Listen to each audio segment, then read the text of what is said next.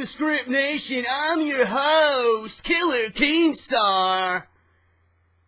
Wrong fucking community, I apologize. I don't know what got into me, man. I've been fucking reciting that introduction the entire fucking car ride home, man. It's Saturday night around 9:30. You guys are going to be seeing this on Sunday morning. I'm fucking watching Mr. Soldier, man. Mr. Soldier 1HD. If you don't know who he is, alright, if you guys are here strictly for my wrestling, I also do video games, okay?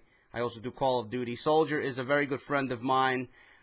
He's in the Call of Duty community, and he's got this series on his channel, this skit, which is a skit of Drama Alert and, Killer Keemstar, or Keemstar, whatever the fuck he's going by nowadays. But Soldier's personality shines through these videos, man.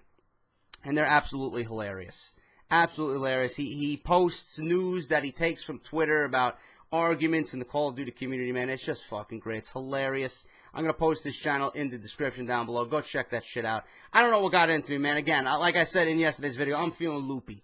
Man. I'm running on no sleep. I've, not eaten the right way, and here I am, man. I just got off another fucking 11-hour shift, man. I'm fucking dead tired. And what am I going to do after this? I'm going to go play Destiny and try to do the raid with my guys. But that's another story for a different day. You guys aren't here for, Destiny. You guys are here for fucking Off The Script, man. Number 44. Part number 3. So close out your weekend, man. I hope it was a great weekend for each and every one of you. This is the number one source for all WWE, and I mean all, okay? 2K15, news and rumors, thoughts and opinions, pay-per-view reviews, you name it. This is what I do here, number one source on YouTube.com. Thank you guys so much for the continued support. If you missed Part 1 and Part 2, links are down below. A few of you came to me directly on YouTube and said, JD, this never hit my sub box. Listen, guys, there's nothing I can do about that. All you need to do is follow me on Twitter at JD from NY206. If you're not on Twitter, create an account, man. It's free. It takes literally 15 seconds. Subscribe to me or follow me at JD from NY206, and you'll be updated on everything I do right here on YouTube.com. And it's the easiest way to reach out to me if you got to ask me a question, and it's the easiest way to keep up to date on what I do on this channel. Okay, so thank you guys so much. Before I get into the news, guys, obviously my quick plugs, Chairshot Reality at WrestleZone.com. Go and check them out. They got Matt Hardy on the show this weekend. He's giving his thoughts and opinions on certain topics within the world of professional wrestling. Go check that out. LeBar, Eisenberg, and Ghoulish, my three main guys, man. Chairshot Reality at WrestleZone.com. If you guys want even more additional wrestling content, Joe Cronin Show and TRN, both links in the description. Go check those guys out. Fantastic at what they do, both of them. TRN and Joe Cronin Show. Like I said, Twitter and YouTube linked down below. Go check those guys out if you got time and you guys want more additional wrestling content besides good old JD over here. Okay, now quick show this Sunday, guys. I don't have a lot of news, but the news I got is very crucial. It's very important, and certainly news that you want to hear. Okay, what we're going to be talking about today: the man behind NXT and the creative. Who is behind NXT? Sami Zayn versus Kevin Owens at WrestleMania 31. Is this true? Could WWE potentially put two of the brightest stars in professional wrestling in NXT on WrestleMania 31? I would love to see it, but I'll figure it out, and we'll all talk about it in a little bit. Also, we got the future of Brock Lesnar. What does the future hold for the Beast Incarnate himself, the WWE World Heavyweight Champion? But what I'm going to start off with is, indeed, Brock Lesnar. WWE World Heavyweight Champion Brock Lesnar will see his WWE contract expire upon the fallout of WrestleMania 31. This is not new. If you guys have been paying attention to the dirt sheets, if you've been watching Off The Script, you should know this information by now. His last contracted date for WWE is on March 30th, 2015, which will see Lesnar appear on Monday Night Raw. With his contract with WWE soon coming to an end, there has been a lot of speculation and rumors about the 37-year-old returning to the UFC. The speculation would be fueled when Lesnar was featured in the UFC EA Sports video game. A recent report from F4WOnline.com has looked at what may be in store for Lesnar upon his WWE contract expiring. For now, word going around WWE is that there is no definite sign that Lesnar will re-sign with the WWE. Instead, people within WWE believe UFC has the best shot at signing Brock Lesnar. The biggest factor for WWE is not being in a financial position to pay Lesnar as much as it had in the past deal from 2012. Though, there is also a belief that Lesnar may actually use UFC as a negotiating tactic in order to remain with WWE and potentially get more money. When Lesnar returned to WWE on December 15th, Monday Night Raw, okay, the Beast Incarnate was showing off a much slimmer look. His appearance only led to more speculation about a jump to UFC because Lesnar would need to weigh under 265 pounds in order to return to UFC's heavyweight division. Now, I honestly am sick and tired of this story. The only one, and I've said this countless times, the only one that knows the future of Brock Lesnar is Brock Lesnar, and probably Paul Heyman as well, and his wife Sable, okay? But if WWE wanted to re-sign Lesnar, if WWE had any interest in signing Brock Lesnar, they would have sat him down with Vince McMahon, Triple H, and Stephanie and worked out a new deal, or at least began talking about a new deal. The fact that we're getting into the Royal Rumble now, we're getting into the push towards the Rumble, and Lesnar still has not had a talk regarding his contract, well, it looks like Brock Lesnar may wrestle his last match in WWE, okay? And quite frankly, WWE, with all the budget cuts that happened in 2014, no pun intended from Mr. 9 to 5, the budget cut being his finishing maneuver. If you guys are missing that, links are down below for that 2K15 career mode. But with all the budget cuts, I don't think WWE is actually in a position to even pay Lesnar. You know, he's making what, a rumored $5.5 million for sporadic appearances here and there whenever it sees fit. Lesnar's got the best deal in all of sports, man. He does little to nothing for most of the year, comes back for one big match, recuperates, gets himself ready again for the next big fight, and 2 or 3 times out of the year, 4 tops, he'll be wrestling in a top feud for WWE, making $5 million, $5.5 million.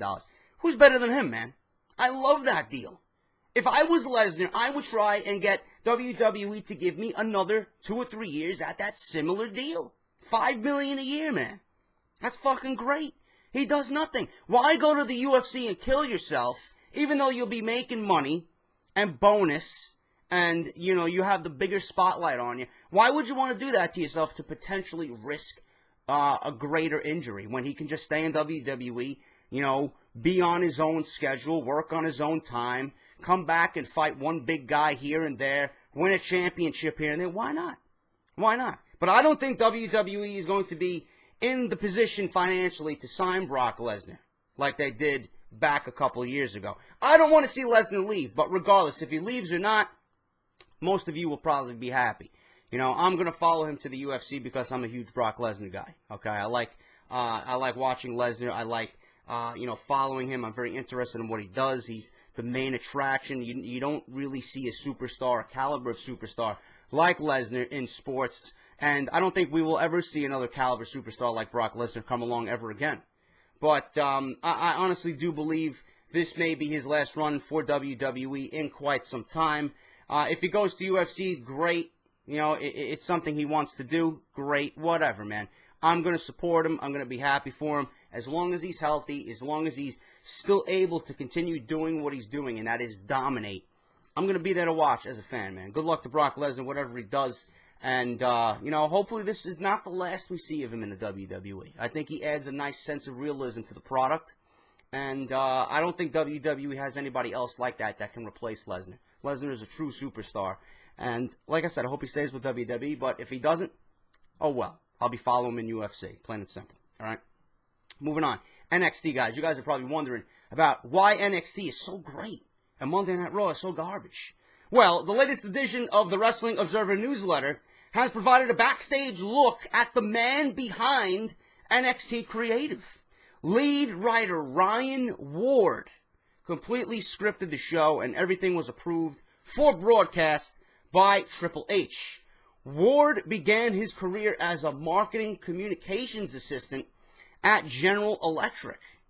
He then became a writer, news intern, camera operator, and host anchor in different news outlets. Ward then moved to Raycom Media, where he landed a production assistant job before making the jump to WWE in 2009. Working his way up the ladder, he served the company as a writer's assistant, associate writer, writer, senior writer, and now lead writer. That's something I would love to do, man, but how do I get my foot in the door? I don't know. I wish I knew. As previously reported, some on the WWE main roster are upset with how well NXT TakeOver Revolution came off. Aw, cry me a river, WWE. Compared to regular episodes of WWE programming on television, where it's bland and boring. Whether this is true or not, there are benefits to one man penning a program. Storylines contain more continuity, only to have, the company produce hour-long episodes for weekly broadcast, as well as only 4 2-hour specials every 3 months. NXT is doing it like old WWF, okay? They only had 1 hour programming. Monday Night Raw wasn't around. There was no Friday Night SmackDown. You had the Big Four, Rumble, Mania, SummerSlam, and Survivor Series. They eventually added the King of the Ring to make it the Big Five. That's all you need. But I understand with the way business is run nowadays, everything's about fucking money. WWE wants to capitalize on it. But being that they're on the network now, they really don't need 12 pay-per-views for the year, man. They really don't. They can have, monthly specials. I don't understand the need for all these fucking B-level pay-per-views. All you need is 5. That's it. That's it. And then you hold a special event, Night of Champions, or, whatever else, a fucking Hell in a Cell, whatever, man. Whatever they want to concoct, But the big 5 pay-per-view, all you need is 5 to be really, really on pay-per-view. That's it. And the way NXT is doing it, they're doing it like the way they used to do it back when we were younger watching the product, okay? It's great. And there's more flow to everything. Everything makes more sense. There's more time put into it, man. It's more well thought out. All right? But Monday Night Raw and WWE, Friday Night SmackDown, all the main roster weekly shows, it's 5 hours of TV shows plus 13 pay-per-view events each year. And that allows NXT talent to not be overexposed. This model also allows NXT to run year-long builds for programs, such as Sami Zayn's recent quest for the NXT Championship in 2014.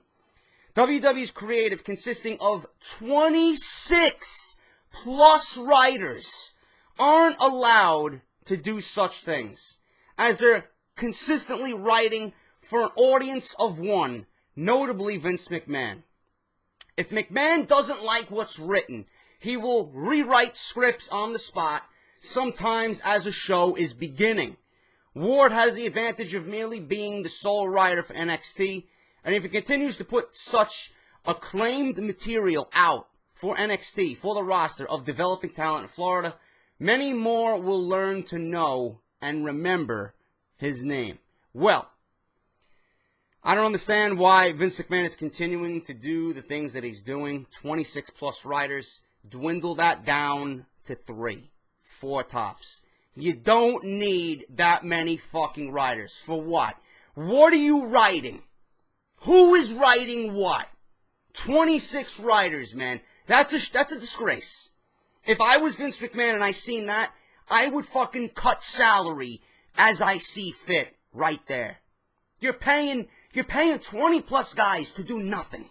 Nothing.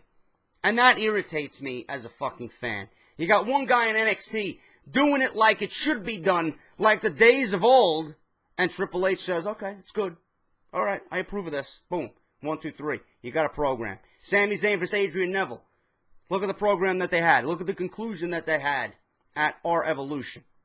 That's what we need to see on TV. That's what we need to see on Raw. That's what we need to see on pay-per-view. on SmackDown. One man. One man is doing all this.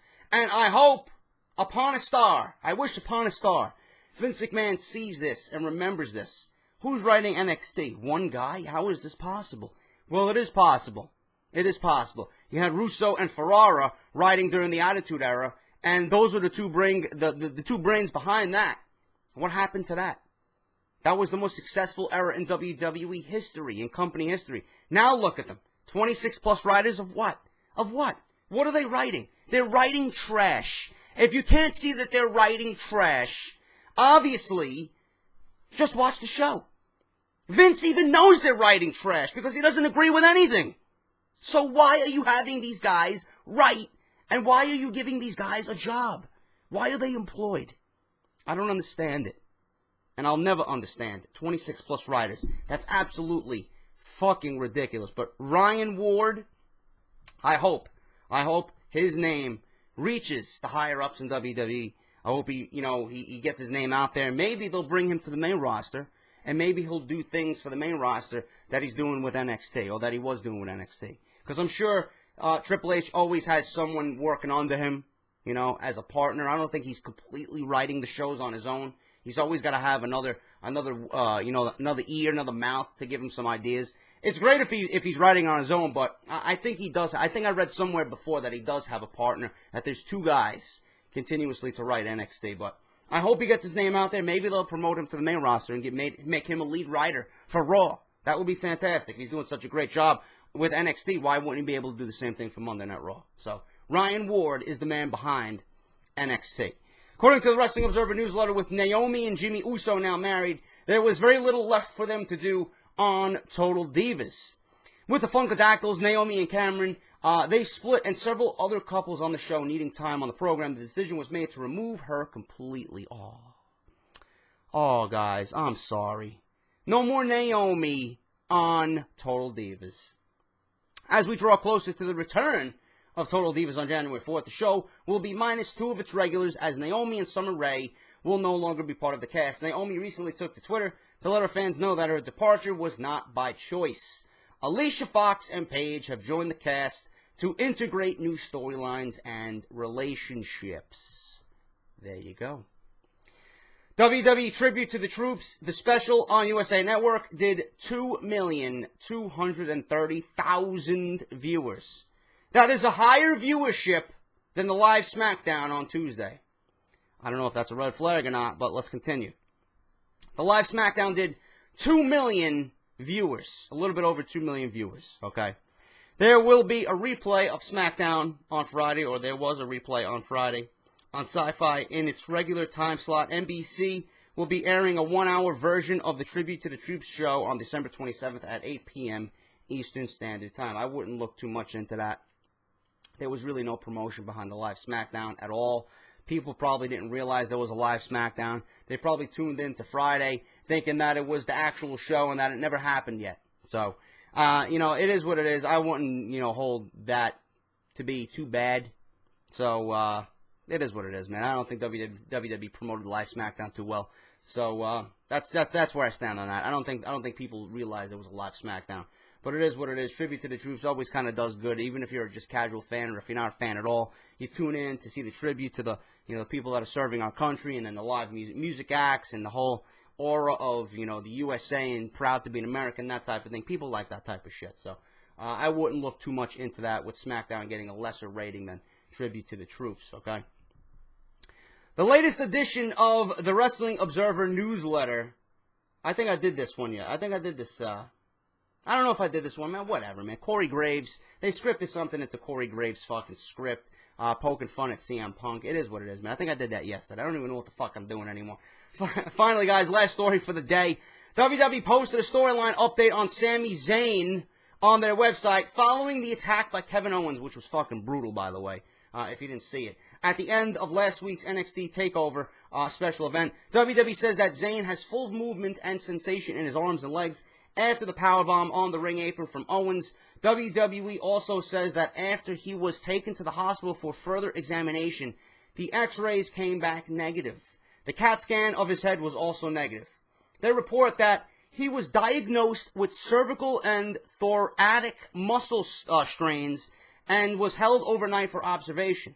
WWE says that he's expected to be back within 3 to 4 weeks. As noted, this is a storyline injury. Zayn wrestled on Friday at the NXT tapings. His match will air January 8th. They will be doing another set of tapings on January 15th. I believe they will end up doing Owens versus Zayn at the next NXT special, which will probably be in March during the week of WrestleMania. But there are some in WWE that are pondering that maybe they should put Owens versus Zayn on the WrestleMania main card in San Francisco. Now, how fucking great would that be for both men? I know Owens is fucking thrilled to be here. Steen, whatever you want to go by his name. Zayn, can you imagine the NXT title being brought up into the spotlight in front of 80,000 fucking people, man? Owens and Zayn would literally tear that fucking place down to the ground. You give those guys 20 minutes to go, and boom, you got your match of the night, man. Forget The Undertaker, forget Sting, forget Bray Wyatt, forget Lesnar. Those guys will show you why NXT is the promotion to watch. I can only hope WWE decides, if they want, to hold off on this special and just showcase that one match at WrestleMania, man. But regardless, we get another special in March. I'm not going to complain. NXT specials are always fucking great. Can't miss. All right. That is the news for this weekend, guys. I hope you enjoyed. Let me know what you think down below of the top stories here on Off the Script this weekend. If you enjoyed, leave a like on your way out the door. Greatly helps out my channel.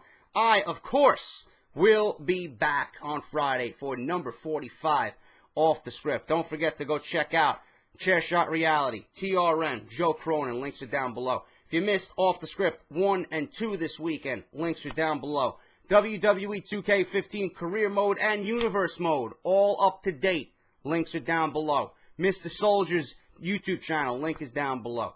And I'm JD, guys. If you're not following me on Twitter at JD from NY206, if you're not subscribed to this channel, what the fuck are you waiting for, man? Like I always say, #1 source for all WWE news and rumors, right here on YouTube.com. See you guys next week. See you guys on Friday. I'm JD, and I'll talk to you soon.